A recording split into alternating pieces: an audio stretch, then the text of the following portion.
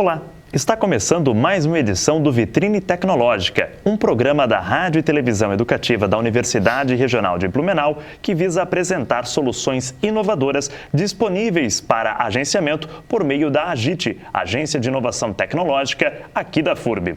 Nesta edição, a gente recebe o professor Sérgio Cabral, ele que é do Departamento de Engenharia Elétrica e que vai apresentar para a gente a solução tecnológica do autotransformador com conexão simultânea de duas ou mais cargas. Professor Sérgio, seja bem-vindo ao nosso Vitrine Tecnológica. Olá a todos, muito obrigado pela oportunidade.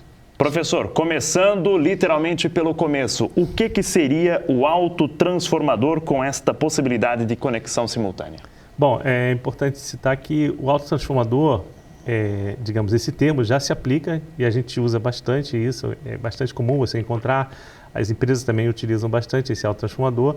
A diferença da nossa invenção é que ele se torna ainda um equalizador, ou seja, é necessário que ele atenda mais do que uma carga, pelo menos, para que ocorra o efeito dele ter uma potência, uma especificação, um preço, um custo menor. Essa é a nossa ideia, né? E, consequentemente, menor consumo, menor perda. O professor citava para a gente aqui que essa problemática surgiu em sala de aula, sabendo que o professor aí já atua há cerca de 30 anos, né, na sala de aula, aqui no curso de Engenharia Elétrica aqui da FURB. Fala um pouquinho para a gente como é que surgiu aí essa problemática, essa possibilidade de solução aí do autotransformador. Bom, esse é um item interessante, porque a gente traz tópicos, digamos, academicamente recomendáveis, ou sempre tradicionais de se visitar no estudo de transformador. O transformador é um produto com forte importância, com significativa importância na região, como todos nós sabemos. Existem vários fabricantes importantes, até global players que estão aqui em Blumenau.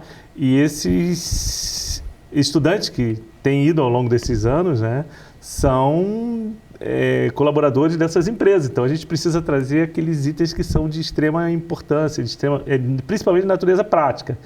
E aí esse item surgiu justamente no sentido da gente explorar melhor a utilização, né? A gente quer que aquele equipamento tenha o máximo uso, isso faz parte da engenharia, né? Com um custo menor, com segurança e com um custo de aquisição também reduzido. Essa é a ideia, né? Não apenas na engenharia, mas todos, né, professor? Todo mundo quer fazer sempre mais com menos. E de que forma que esse autotransformador ele possibilitaria esse gerenciamento mais eficaz de uma rede elétrica, por exemplo, uma instalação elétrica industrial, de forma a não provocar uma sobrecarga, mas ao mesmo tempo de não ocorrer um blackout, por exemplo? Ok. Bom, primeiro é importante, se você me permite, entender assim, em linhas gerais como é que funciona o transformador. O transformador, praticamente ele é adequado ao que normalmente o leigo chama de voltagem, para a gente entender, mas que o termo correto seria tensão. Ele faz a adequação dessa tensão desde uma rede, por exemplo, que nós temos aí passa aí nas nossas ruas, aí são 25 mil volts, você não pode usar 25 mil volts na sua geladeira, esse negócio todo, né? Então, numa indústria, por exemplo, a máquina vai operar com 380 volts, então é necessário fazer essa adequação. Então, a ideia é que a utilização desse tipo de autotransformador, ele, ao atender o transformador, ao atender mais do que uma carga simultaneamente, ele acaba reduzindo a quantidade de energia que propriamente passa no interior dele e acaba transferindo diretamente da rede para a carga, tornando então mais eficiente, menor tamanho, consequentemente com menor custo e menor perda de operação. Importante uma comparação muito legal que o professor fez com relação às lâmpadas em série, né? Se o professor pudesse compartilhar com a nossa audiência um pouquinho sobre o que era antigamente essas lâmpadas de vitrine de loja, vitrine de comércio. São as chamadas lâmpadas dicróicas, né? Elas tinham esse termo. Eram bastante comuns de você encontrar, vou botar aí uns 10 anos ou coisa parecida, como sendo assim bastante utilizadas em vitrines, né? Que é para dar assim a iluminação de roupas e material de casa, né?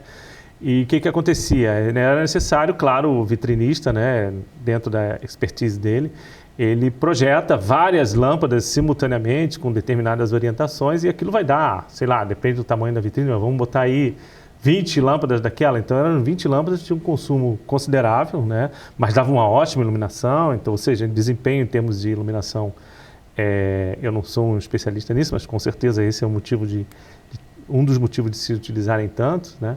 E elas tinham um custo elevado, um consumo também elevado, e se utilizava então, digamos, umas 20 delas simultaneamente. Cada uma delas precisava reduzir a tensão, então, de 220 volts para 12, que era delas, né? Então, para cada uma delas tinha um transformadorzinho. Com a nossa ideia, bastava um transformador de tamanho bem reduzido para atender simultaneamente essas lâmpadas, praticamente sem nenhum problema de aquecimento, de perda.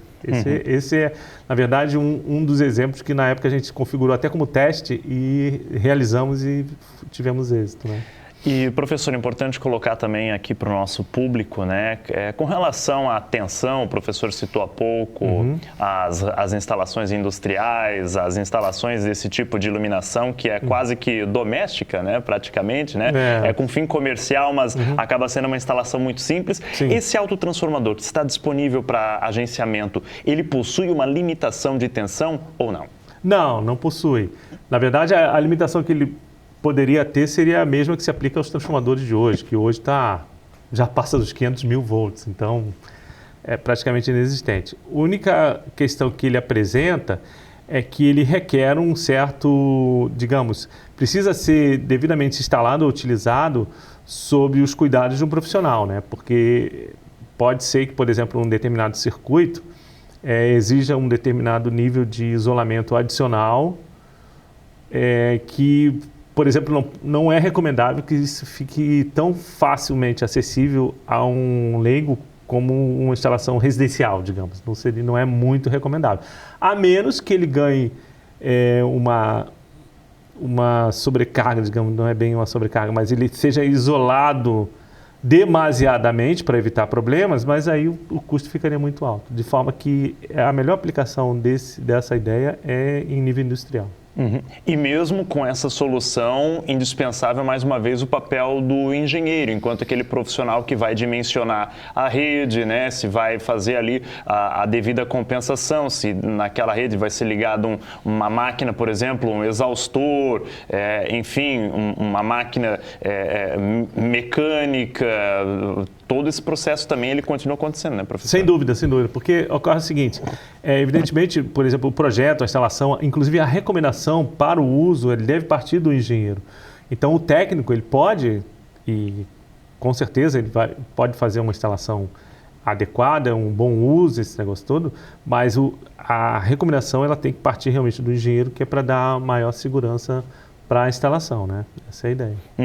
Professor, voltando à questão da própria ideia, né? A patente ela já foi concedida pelo INPE. Como é que foi esse processo aí? Muito burocrático? Quanto tempo aí que o professor ficou no aguardo aí até a concessão dessa patente, liberando ela para agenciamento externo? Pois é, esse é um detalhe muito importante você perguntar isso. Se você me permite, né? A gente acaba, como a gente se dedica integralmente à universidade, trabalha com pesquisa, a gente acaba desenvolvendo algumas ideias. Então, já no passado eu já tive algumas, digamos, vamos dizer assim, tentativas, né? E essas ideias, então, ficaram, por exemplo, a cargo de o registro ficaram a cargo de um escritório terceirizado e as coisas não andavam muito bem, não por causa do escritório, mas por causa da burocracia, esse negócio todo, e acabaram se perdendo, caíram em domínio público, né? Não muita coisa.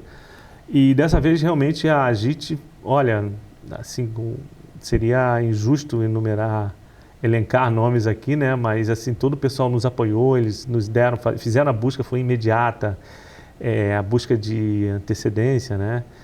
Para ver que às vezes você tem uma ideia, mas quando você vai ver, já, sei lá, 15 pessoas já pensaram aquilo, já colocaram em prática. Então, o pessoal da AGIT nos ajudou bastante em já verificar antecedência e a gente pôde comparar e dizer onde estava a diferença. Então, quando o processo chegou foi submetido ao INPE, já havia sido bem dilapidado, já estava bem, digamos, redondinho, vamos dizer assim, né? E foi muito ágil, muito rápido, dentro de um processo que depois que você está entrado no pedido, aí não tem muito o que fazer a não ser esperar que o INPE se manifeste, né? Então, dentro desse quadro, desse contexto, não tem o que reclamar. Aí o INPE demorou aí 1 ou 2 anos, se não me engano. E agora, após concedida a patente, tem um prazo ali para uso, 10 anos geralmente, né, professor? Se não me engano, eu teria que consultar, tá? Mas a princípio seria uma coisa do tipo 15 a 30 anos, né? Que você teria o direito de uso da patente, quando depois ela seria aberta e cairia em domínio público. Essa é a ideia. Mas a gente já está trabalhando para tornar isso aí já uma realidade o quanto antes e levar o nome da universidade, isso que é mais importante, né? Você está assistindo ao Vitrine Tecnológica, conversando aqui com o professor Sérgio Lopes Cabral, aqui do Departamento de Engenharia Elétrica. Professor, esse foi o seu primeiro projeto que você disponibilizou aí, que você esteve levando adiante para essa questão da propriedade industrial aí do INPE, ou você já teve outros projetos já submetidos? Sim, já tivemos outros, inclusive alguns até com êxito, né? Em projetos de P&D. E esse, na verdade, foi o mais ágil de todos. Também tivemos alguns que nós, como eu falei anteriormente, não tivemos êxito, perdemos o processo burocrático, acabamos fazendo com que aquela ideia caísse em domínio público, mas já temos pelo menos uns 2 outros inventos registrados, e esse seria um terceiro, coisa parecida por aí. Legal, e muito importante, né, que isso acaba surgindo nas pequenas coisas, né, o professor citou ali a questão do uso disso em sala de aula, né, da questão prática do dia a dia. A gente já trouxe aqui outros professores também do CCT, né, do Centro de Ciências Tecnológicas, que recordaram que numa refeição, às vezes, no esquentar uma salsicha no micro-ondas acabou virando uma inovação. É muito importante, né, enfim, né, que o corpo docente, mas que também os próprios estudantes levem isso, às vezes para um estudante, e ainda mais agora no começo de carreira, uma possibilidade de se obter aí os royalties, acaba sendo atrativo também para ele, né, professor? Sem dúvida, sem dúvida. Existe também, claro, a questão da realização profissional, também o fato de você estar retribuindo à universidade, que lhe dá todas as condições para isso, né? E também a questão financeira, seja para reverter isso para novas pesquisas, como até a própria parcela da verba que fica para a FURB, isso pode ser revertido em novas pesquisas e estruturas de laboratório. Sem dúvida, é um ganha-ganha completo. E no caso do Campus 2, né, da FURB, o nosso centro, questão de laboratórios é sempre algo bem trabalhado, algo que está no DNA da FURB, né? O professor pode também citar um pouquinho aí do retrospecto. O professor esteve participando já quase ali desde o começo do programa, do curso de graduação também, né, professor? Sem dúvida, sem dúvida. Isso eu costumo até repetir isso. Eu venho minha formação é de escolas federais, né? Graduação, mestrado, doutorado, e sou sincero em dizer que, olha, a estrutura que nós temos de laboratório da FURB é incomparável com várias universidades do Brasil, pelo menos aquelas que eu passei, né? E a estrutura é muito boa, é algo que valoriza bastante o ensino, porque o estudante, primeiro, que em geral o estudante de engenharia elétrica da FURB, ele já vai para o estágio muito cedo, então ele tem muito conhecimento prático, né? E isso, transformar esse conhecimento, incrementar esse conhecimento com o laboratório, isso acabou virando uma demanda natural para nós, que nós conseguimos atender. Evidentemente, são custos que precisam ser frequentemente revalidados, né? Porque os laboratórios exigem equipamentos modernos e tudo mais, e nós, na medida do possível, estamos conseguindo acompanhar essa competência, e eu posso dizer que os laboratórios da engenharia elétrica da FURB são de excelência. Uhum. E também com um fator local muito latente, né? A Blumenau, e também acho que todo o estado de Santa Catarina, ele tem essa vocação industrial ainda muito forte, e no caso aqui da FURB, o benefício também do próprio curso se darem apenas em um dos turnos, né? O professor vindo de instituições federais com curso integral, às vezes o estudante não tinha essa possibilidade de estar trabalhando na área e estar estudando ao mesmo tempo, né? Sem dúvida, sem dúvida. De forma que eu posso garantir, como você mencionou, ao longo dos 30 anos, é um desafio lecionar para esse perfil de estudante, porque ele já vem com conhecimento de prática muito, muito bem arraigado, né? Então, realmente, não dá para a gente fazer assim, remendos, né? A gente tem que estar com tudo preparadinho, tudo redondinho, experimentos, então, todo funcionando, né? Porque eles vêm com um senso crítico muito aguçado e faz sentido, né? O que acaba criando, assim, uma demanda interessante para a gente se manter sempre profissionalmente alerta, né? E não cair, assim, numa mesmice e deixar as coisas fluírem naturalmente e a gente vê as coisas, infelizmente, se degringolarem. Felizmente, ainda não chegamos nesse ponto e tenho certeza que não vamos chegar. Sérgio Henrique Lopes Cabral, para a gente fechar nossa participação aqui no Vitrine Tecnológica, algum recado, alguma mensagem que o senhor gostaria de deixar com relação ao autotransformador com conexão simultânea de 2 ou mais cargas? Pois é, eu estava pensando exatamente nisso, já em parte atendendo a sua pergunta anterior, uma das suas perguntas anteriores, é que justamente num canal como esse, da FURB TV, nós fizemos uma entrevista sobre um invento nosso, que surgiu num projeto, que era para testar um transformador, numa instalação elétrica, num bairro, numa rua, um transformador queimou e vai lá a equipe da concessionária, tem que fazer vários testes, aquilo pode demorar algumas horas, e a gente bolou um equipamento que testa na hora e pronto, já pode ver se vai trocar ou não. Plug and play, praticamente, né? Praticamente isso. E com essas atribulações burocráticas, não sei se é essa palavra, mas houve que essa patente, esse pedido de patente se perdeu. E aí caiu em domínio público. E aí mesmo assim houve um programa aqui na FURB TV e esse programa caiu na net e uma empresa de Petrópolis, no Rio de Janeiro, se interessou e nos pediu auxílio. A gente explicou para eles a situação e falou, não faz mal, beleza, tem domínio público, mas a gente quer que vocês nos ensinem o que vocês fizeram.